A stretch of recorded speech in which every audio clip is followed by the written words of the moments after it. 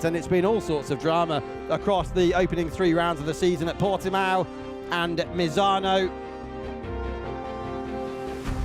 Alex Di Persio is leading the standings. He's 4 points ahead of Chris Clark, with Mario Salles third, but we've had 7 different riders already on the podium, including Gene Turner, who was up there with second place in race 2 at Misano last time out. Great atmosphere. We just had a wonderful first World Superbike race.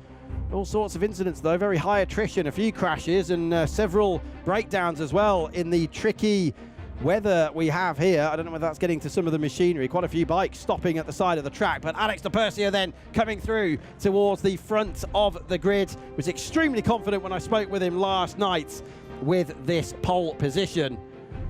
It's his first pole of the season. Mario Salles has had a pole, Angelo Motola has had a pole, and now then Di Persio has had a pole.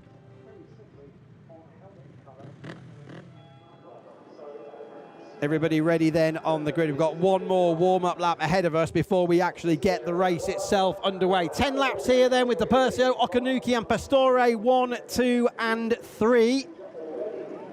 Here is your full lineup.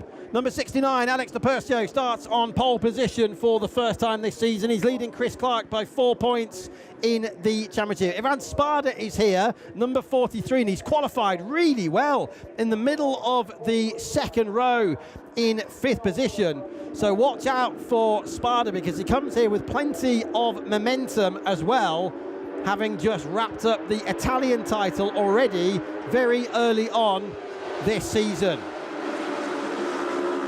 Spada is number 43, and he wrapped up that Italian championship at Modena in Italy last weekend. So let's just bring you up to speed with what's happened so far this season, because this now is round 3 of 6, races 5 and 6. We're at the halfway point of the season at the end of this race weekend. It all started at Portimao in Portugal with Chris Clark winning for the first time, the American. And then Super Mario Salles won race 2. He is from Brazil. Di Persio, though, did the double last time out at Misano in Italy, and he's looking to extend that championship lead here. Only a weekend off after this one, because they're racing at Balaton Park after that in Hungary for the first time, and it'll be the World SBK Paddock's first visit to Hungary for almost 3 decades, as the Hungaroring hosted a few races, late 80s, early 90s. Aragon and Estoril will bring the curtain down on this 25 campaign, and that'll be in the middle of October. The sun's still beating down. It is very hot out there. People applying the sun cream, and it's nice to see the umbrellas used at Donington Park for a reason other than rain. As we get down to the Melbourne Loop, it's a 4-kilometre layout then here at Donington, just shy of 2.5 miles. They're on the Melbourne Loop now. This whole part of the track was added in 1985 to bring the circuit, which is just off East Midlands Airport, up to minimum length for FIM Grand Prix racing. They first raced here in 1987, and there's been some absolutely amazing days here over the years. Luca Cadalora had his first Grand Prix win here. Wayne Gardner, remember, was a victor. And of course, Valentino Rossi himself, the first ever win for him in the Premier Class 25 years ago this year. So Di Persio with a 4-point championship lead, as you can see for yourself. Chris Clark 4 behind, but Chris struggled a little bit in qualifying yesterday. He's only 13th on the grid, 13 unlucky for some, and it definitely was for Chris. Look at Di Persio, he's leaning the bike there to the right side, and that's to splash a little bit of oil and lubricant onto the clutch plate to get a better start to the race. You see the Yamaha riders doing that in World Supersport 300 as well, but we're all set to go. The red lights will be switched on when they go out. The race will begin.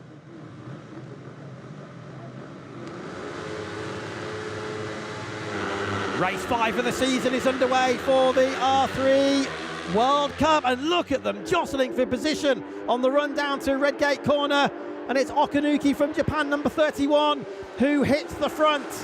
Alex Di Persio trying to be cagey and careful, because he's got a championship lead to maintain. Araya Gasca, number 38, the Indonesian star, had a big crash last time out at Misano and was lucky to walk away from it. He's up into second place now, and Gasca dives up the inside of the old hairpin. He doesn't get through, he thinks better of it, he backs out of the move, and now has a big moment on the exit. Grip is of a premium out there. It's 41 degrees Celsius track temperature, 27 air temperature as we hit McLean's Corner on the opening lap. Okanuki then with the advantage. Kugawa's made a good start, and there is Alex Di Persio. Good recovery there, because he was down to about 4th or 5th place out the crane of curves, but your pole sitter and championship leader is back up to 2nd, not for long. That's the blind approach to Coppice. That's a very novel line on the inside, really tight inside line, wasn't it, for a Gasca? He's got that sky blue crash helmet design. His father naming him Arai after the world famous crash helmet suppliers. And now running wide and across the green paint in the middle of the Carl Fogarty S's. Bad start to the race then for Agaska, and he's lost at least 4 positions there on the run down to the Melbourne Loop. Here comes Di Persio on Kugawa, and that is for 2nd place. And Alex is back through.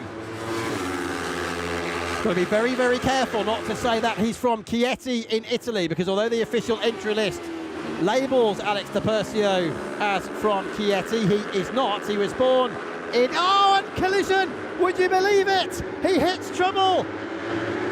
Alex Di Persio out of the race, coming out of Goddard's corner. And that's going to open up the championship then for 2025. Okanuki involved there as well. So the rest of them make their way out of Redgate corner, and it's Kugawa who is leading. But would you believe it? Okanuki walking away, caught up in an incident yet again. Now, Di Persio, did he manage to escape the drama? He's fallen all the way down into 9th position, and that really opens up the championship. We might get a change now for the championship. Good news in the nicest possible way for Chris Clark, but what misfortune for Okanuki again. He was down on the ground at Misano, he's down on the ground here at Donington Park. Emanuele Pastore's up there now, and almost up into 2nd place, up into Coppice. So let's just take stock of the situation. Di Persio somehow managed to survive that, hopefully for his sake with no damage. He's shown he's in 7th place. There he is, he's still running. I'm looking at his bike now. How much damage is there? Okanuki was very, very lucky to get away with that with no major injuries, but the rest of the field are still running down to Indy Sunsalar, the Dutch rider, in 17th place. Remember, gravel all over the track there. And now a double long lap penalty for Angelo Motola, who's jumped the start. So Kugawa hits the front. Araya Gasca now trying to look at the inside of Imon Boccanegra. So Boccanegra has made a good getaway here from 8th position on the grid. Now let's hope they all get through Goddard's corner this time. I was just about to say before all of the drama started, I don't want to get in trouble here with Alex Di Persio, because although he was born in Chieti Hospital in Italy, he's actually from Pescara, and there's a great rivalry between Chieti and Pescara, a little bit like Oxford and Swindon perhaps, or Barcelona and Madrid. So I don't want to get that one wrong, even though the official entry list labels where he was born as opposed to where he actually has grown up. And look at him now, fighting his way back through and into 4th position. Down through the crane of curbs yet again. This is lap 3 of 10 here at Donington, halfway point of the season at the end of this race weekend. 1, 2, 3, 4, 5, 6, 7 are locked together at the front of the pack. On the right, it's the 26. That's Kugawa, and Araya Gasca's trying to go around the outside. He's not the only one. Boccanegra, Di Persio now has the inside line into McLean's corner, and that is wonderful, wonderful racecraft from Alex Di Persio, number 69, the 18-year-old from Italy. They'll be celebrating in Pescara tonight if he wins this race, and he retakes the lead. He was so close to going down at the end of the opening lap, and now just 2 laps later he's leading under the ghost of the world famous Dunlop Bridge here at Donington. It's where it used to be. It was taken down when they changed the circuit several years ago, and it was closed for quite some time. There was a rumour at the time that Donington was going to be hosting Formula 1 once again, but it never happened. Di Persio with the advantage, then it's Pastore. 23. In there is Boccanegra. And there is the first of... Oh, and more contact. And that could be bad news. Look at that. That's always the worry I have when someone's taking a long lap penalty. Motola was taking a long lap penalty. He's got 2 of them for jumping the start. And other riders crashed into each other there. And I'm sure that penalty will count for Motola. Although he had to drift out onto the white line, he was avoiding those bikes. Who was that? Gene Turner was involved. Krabaker was involved, and Sunsalar. So Gene Turner, who I was chatting with this morning, was very annoyed with his performance in qualifying yesterday. Now, they're all trying to get back into the race, because if you can manage a top 15, you actually would score points. At least one of them is trying to rejoin. But Gene Turner, the half Japanese, half Kiwi rider, will be frustrated once again. Percio leads, 26 is Kugawa, then it's Pastore, who won the super finale in Estoril last season. Boccanegra with the yellow helmet, diving up the outside. What can the Brazilian do? Through is the answer at McLean's corner. Now, if you've been with us here all season on the Yamaha Racing YouTube page and also on Discovery Plus, you'll know about Boccanegra and constantly racing under different licenses. He had a Peruvian license last year, a Spanish license for the super finale at the end of 2024, and now a Brazilian license. He was born in Barcelona but grew up in Peru, and now he's up into second place. So where's Ivan Spada, number 43? The answer is he is in 7th place. He won the Italian Championship last weekend at Modena, the historic, very old Modena circuit. And he's in this group. He could challenge here for a podium. He was involved in that super finale, incidentally, last season. David Novak is 8th, Salvador Germano is 9th, and Chris Clark is in 10th position. Some gravel on the track there after the Okanuki incident on lap 1.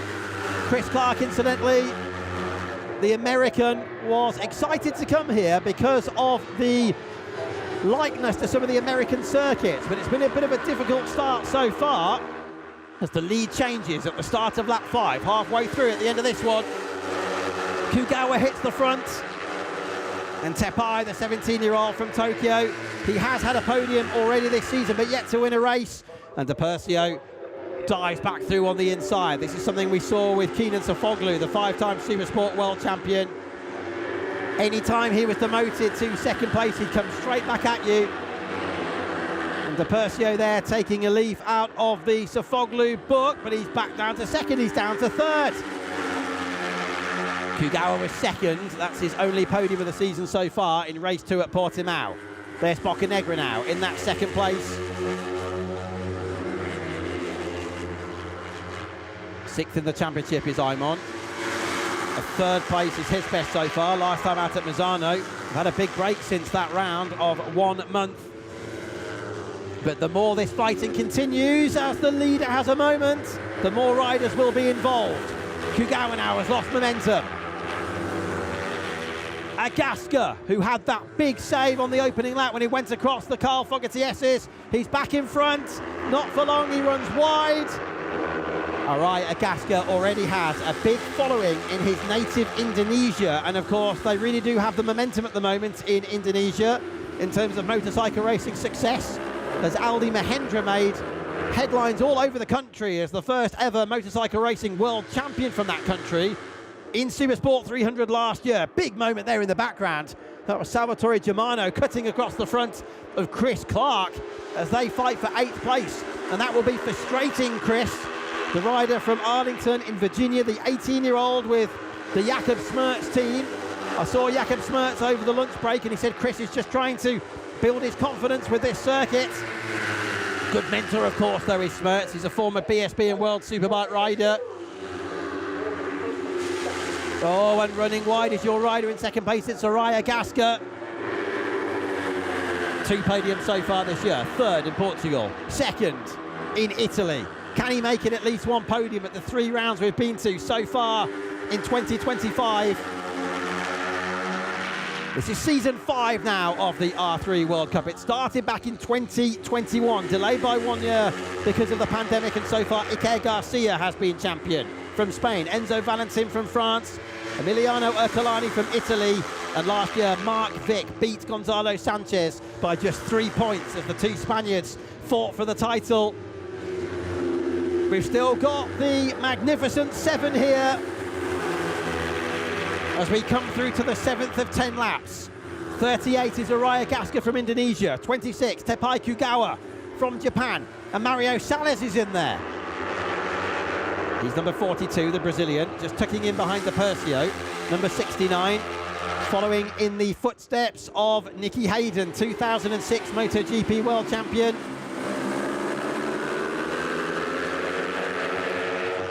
Another great success here at Donington Park for a rider who was synonymous with number 69 in his career was James Whittam, who won the Supersport World Championship race here, the Englishman, on his debut back in 1999, and that's going to get tight at the front. Oh, they're going to touch through Redgate. No, they don't, but they nearly brushed there. Kugawa and Agaska both did a phenomenal job, and Agaska now cuts across the bowels of Alessandro Di Persio. Sales goes through, Boccanegra dives up the inside, and that's for 4th position. Pastore trying to keep up with them, and so is the newly crowned Italian R3 Cup champion Ivan Spada, making his debut here today in the World Cup. Number 43, Spada, officially running under the BLU CRU R3 Super Finale banner. Others running under the banner or team name of the federation which supports them, with R3 Cup scattered all over the world. Was that a handoff? Oh dear, never mind a handoff, that's the whole bike off there as Spada kicks up the dust on the run out of Coppice Corner. That would have been a very, very focusing moment. He'll need a couple of turns now to clear up his tyres. He's got cleanly through the S's, so that's a relief.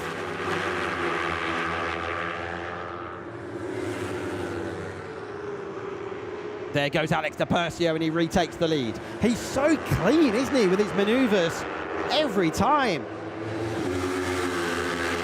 Just getting some news from the Circuit Medical Centre that Kakeru Okanuki has been summoned to the medical centre for a checkup. Luckily, no major injuries for Okanuki, who limped away from a crash just here at the end of the opening lap. Okay, let's just settle down now because we're into lap 8 of 10 with only 3 remaining here. This is the 5th race of 12 this year. Halfway through the R3 World Cup at the end of the weekend. This is Donington Park at the UK round of the World Superbike Championship. And we have 7 riders contesting victory. It's always so close in the R3 World Cup. This is the 53rd race for this cup since it started 4 years ago, and the win has been decided by less than 1 second in 40 of those 52 races so far. Now, how on earth is this going to pan out? Agaska has dived up the inside and taken the lead through McLean's corner. This is phenomenal from the Indonesian, and we can see your comments streaming in live on the Yamaha Racing YouTube page. There was contact there between 3rd and 4th. Kugawa was lucky to get away with that, and so was Boccanegra. Alex Di Persio hits the front, retakes the lead. This is impossible to call. Mottala has completed his 2 long lap penalties, by the way, earlier on in the race after jumping the start, but falls to 13th. And look at that! The rear wheel of Agaska almost reached the hairpin before the front completely crossed up there. It was number 38, the 17-year-old from Mataram. Unbelievable style. Toprak Razgatlioglu-esque, and look at the amount of lean angle he carries on his Yamaha R3 through Goddard's corner. 2 laps remaining. Agaska with the blue and white helmet. Di Persio the all-white design. Boccanegra with the yellow lid. And Spada is up there. Spada is up into 4th position on his debut in the World Cup, and he's attacking now. But that's not worked out, and Sales takes advantage. The Brazilian is through and up to 4th.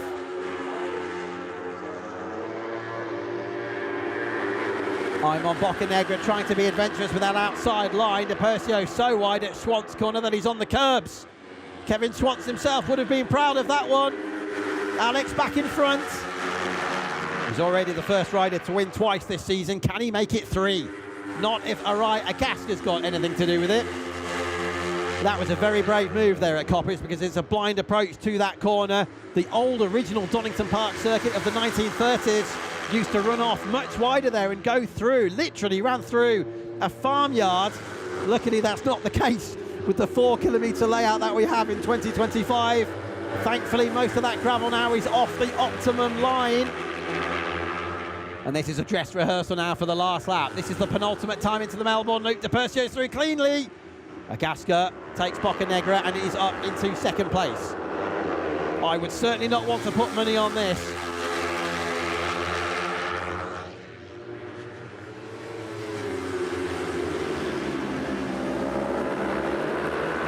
Gene Turner's been taken to the medical centre for a checkup as well. We'll keep you posted. This is the final lap of the opening race of the weekend here for the FIM Yamaha BLU CRU, the R3 World Cup. And Indonesia's Arai Agaska takes the lead from the championship leader, Alex De Percio. Agaska is yet to win a race in the World Cup, but he has had 2 podiums so far this season. He's already got a huge following online on social media. That's going to get very, very tight indeed, and that's not going to work for Tepai Kugawa. The Japanese rider runs wide. That's Ivan Spada on the inside line, number 43. De Percio, the championship leader, almost squeezed out onto the curbs. Agaska still leading. Are they all going to get through McLean's cleanly? A big squeeze there, a pincer movement. And the championship leader, De Percio, was in the middle of it and did an amazing job to get through McLean's corner cleanly and without contact. Hats off there to everybody through Coppix then for the last time. Agaska, is he going to win for the first time? Imon Boccanegra is challenging for a first win, and so is Kugawa. Your current top 3 are all looking to take their first win. Kugawa takes the lead now for Japan. Out of the S's and down into the loop for the last time. Kugawa going ridiculously defensive on the inside line. Can he get it stopped though? He throws the anchor out to Percio. Oh, contact, and 3 of them go down. De Percio now is attacking the Japanese rider, Kugawa, for the lead. Kugawa leads, moves across. Pastore's now 3rd, and De Percio has Kugawa made it stick. That's brilliant defensive riding for Tepai Kugawa, number 26, trying to break the toe. And Kugawa wins for the first time in the R3 World Cup. De Percio is 2nd from Pastore. Spada is 4th as Boccanegra, Agaska and Sales all go down in a 3-way clash at the Melbourne Loop on the final lap of the race. So once again, Arai Agaska is caught up in a final lap collision. And poor Mario Sales and Boccanegra involved there as well. We'll have to see a replay to understand what happened, but Tepai Kugawa comes through. The 17-year-old from the Japanese capital of Tokyo wins this race. Now, I can tell you that all 3 riders who crashed have rejoined. De Percio then finishes in 2nd place, and Chris Clark, who is 2nd in the championship coming into the race, is down in 7th place. And so Alex's championship lead over Chris now increases there by 11, up from 4 points to 15 points, just 1 race shy of the halfway point of the campaign. And there's Pastore, number 55, the 17-year-old from Segrate in Italy. And well done, Emanuele, that's your first podium in the R3 World Cup, having won the super finale at Estoril in Portugal last season. So a very happy podium, I'm sure it will be. 1 rider from Japan and 2 from Italy. So what on earth happened further back there? Because there was a major shake-up of the placings. As you can see on the graphics, Spada was 4th on his debut. Phenomenal performance from him. And David Novak from 11th, from down in 16th on the grid, up 11 positions to 5th. So David Novak, for the 2nd race in a row, storms through the field, keeps it on the island, and actually manages a top 5 place there to move him up to 7th in the championship. But well done, Tepai. You've been waiting for this. Tepai Kugawa debuted earlier this year and finished 4th in his first race. He was on the podium in only his 2nd race, in 2nd place. A difficult outing last time out with 6th and then 14th at Misano. He was caught up in those incidents late in race 2 and managed to get back on, but was 14th. And now Kugawa coming through to celebrate victory for Japan. And we are seeing a wonderful, wonderful mix, aren't we, of nationalities taking wins this year. Into the pit lane they come, and then they will make their way down into Park Fermo, where Ollie Rushby will be catching up with Tepai, our race winner. We have had some Japanese success here before, because we have had victory, if you remember, in the past for Torquino Maya, who's half Japanese, half Brazilian.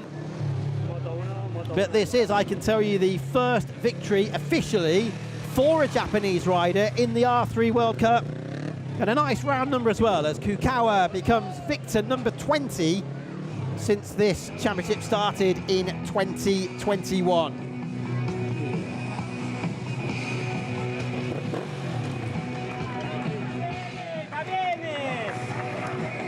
There's Pastore, well done Emanuele. 17 years old from Segrate in Italy. Here's Kugawa, he's your winner. And De Persia, I'm sure, will be very, very pleased, because Alex is putting together a very consistent season here. Second in race 1, got taken out in an incident in race 2, and then won races 3 and 4, and second in race number 5. So De Persia, as long as he finishes races, the stats show us that he finishes no lower than second, and that usually is enough to win a championship, depending on what happens around you. Kugawa does it though. Yes! Yes, indeed. I think it's fair to say he's just reasonably happy with that one. Manso, Mahendra, Seabright, Bergamini, Repak, Garcia, Valentim, Ercolani, Vic, Cornessa, Maya, Ruiz, Pizzoli, Sanchez, Pucci, Di Persio, Swain, Clark, Sales, and now Kugawa as a winner in the R3 World Cup, as we almost hit the halfway point of season number 5. So Tepai Kugawa wins, a 10th ahead of De Persia, as you can see for yourself, and Pastore picks up his first podium. What a debut from Spada. That is absolutely amazing stuff for Ivan, number 43, as he comes through and wins for the first, comes through and finishes 4th on his debut, and he was celebrating at Modena in Italy the Italian title. Thank you. And that was just last weekend. And we did see him, if you remember, at Estoril as well, Ivan Spada. Very amusing kid he's known as off the track, but very aggressive on it. But you're looking at the latest winner here, and it is Tepai Kugawa from Tokyo. And I wonder whether he'll be attending the Suzuka 8 Hour, the world-famous, very prestigious motorcycle race that'll be taking place at the start of August. I'm sure he'll make his way down towards Suzuka, which is near the city of Osaka in the south of Japan. Tepai himself coming from Tokyo. Well, we're going to hear from the man himself now. Absolutely splendid stuff for the 17-year-old. He will be making his way across. He's going to be directed. This is a new procedure for him. Quite possibly his first ever live television interview. He's got the pleasure of joining Ollie Rushby. He'll make his way across, and we'll hear how the race panned out for your winner, Tepai Kugawa. Tepai Kugawa, you are the first Japanese rider to take victory in the FIM Yamaha R3 Blue CRU World Cup. How does that feel? Yeah, I'm really happy for my first win this year. And my best podium for R3 Cup this is because my first win. Thank you for all and the Yamaha Racing Japan. I will win tomorrow. Congratulations. And してください皆さんありがとうございます。今日イギリスでの開催で時差で日本約夜中の開催だったんですけれども、それでも今見ていただいてくださる皆様のおかげで今こう勝つことができました。明日のレースも頑張ります。応援よろしくお願いします。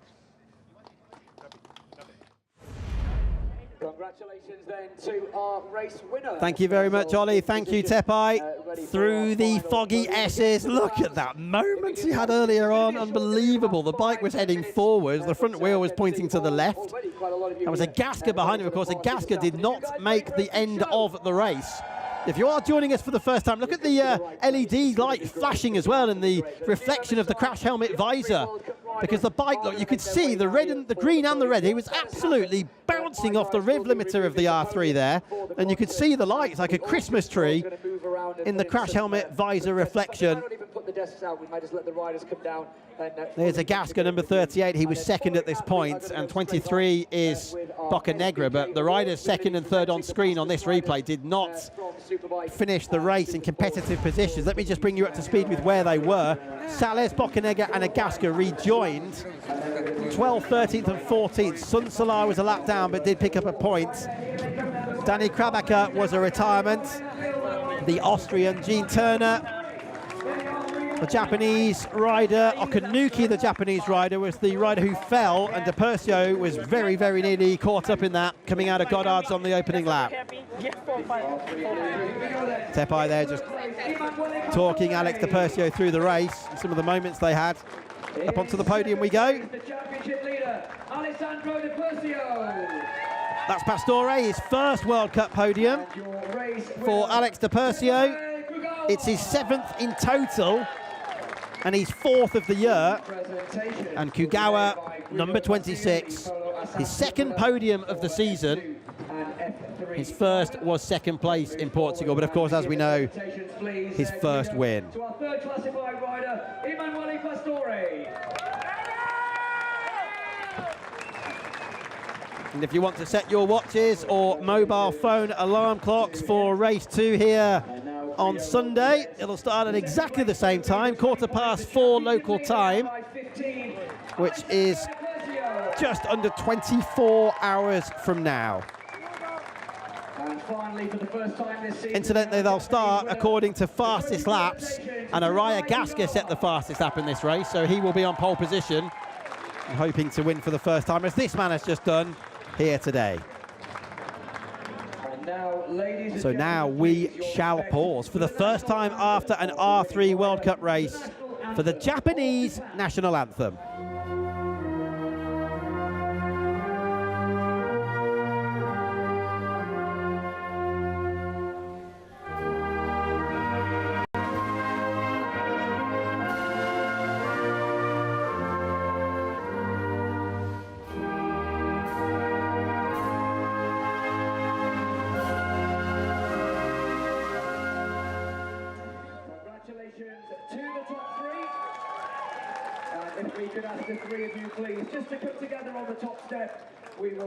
Many of the top brass from Yamaha down there, including Nicolo Canepa, multiple world endurance champion, former world superbike rider, and now in a managerial role with Yamaha.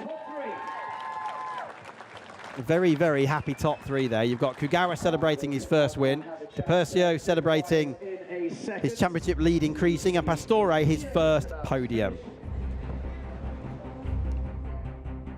So from 4th on the grid, Tepai Kugawa survives the chaos of race 1 here at Donington and wins. It's the first Japanese win in the Yamaha R3 Blue Crew World Cup. De Percio, Pastore, Spada on his debut 4th from Novak, who storms through the field again, but several high-profile retirements further back in the pack. Thankfully, everybody escaping any significant injuries.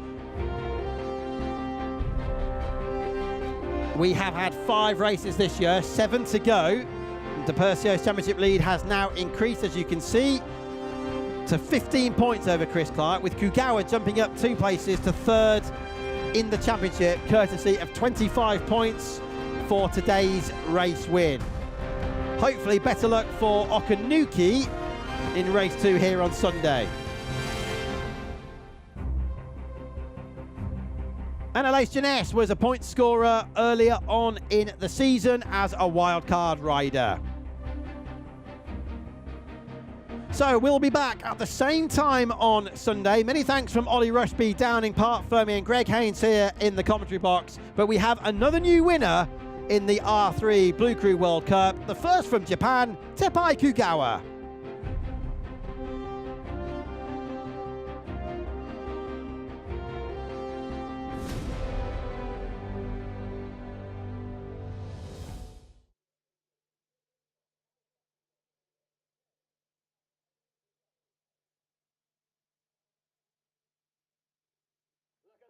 His first ever win, come on! Here at Donington Park. A lot of people watching that race, a lot of cheering. How do you feel? You are a Yamaha R3 World Cup winner. Yeah, I'm very happy.